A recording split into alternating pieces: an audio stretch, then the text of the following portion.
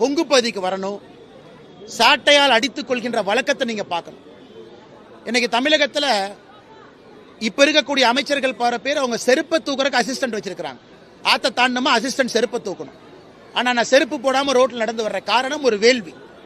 அதனால் யாருக்காவது திமுக அமைச்சர்களுக்கு முக்கிய தலைவர்களுக்கு சாட்டையின் மீது சந்தேகம் இருந்தா கோயம்புத்தூர்ல என் வீட்டுக்கு விருந்தாளியா வாங்க. நல்லா காலையில சாப்பாடு போட்டு உங்களுக்கு பிடிச்ச சாப்பாடு போட்டு அதே சாட்டையை உங்க முன்னாடி கொடுக்குறேன். 2 அடி அடிச்சுக்கங்க.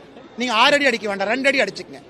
அதன் பிறகு யாரு வேணாலும் சேலஞ்ச் பண்றேன். திமுகவினுடைய எம்எல்ஏக்களுக்கு மேல சாட்டையின் மீது எனக்கு சந்தேகம் இருக்குன்னா வீட்டுக்கு வாங்க, சாப்பாடு போட்டு அதே இடத்துல சாட்டையை குடிக்கிற 2 அடி மட்டும்தான், 6 அடி இல்ல.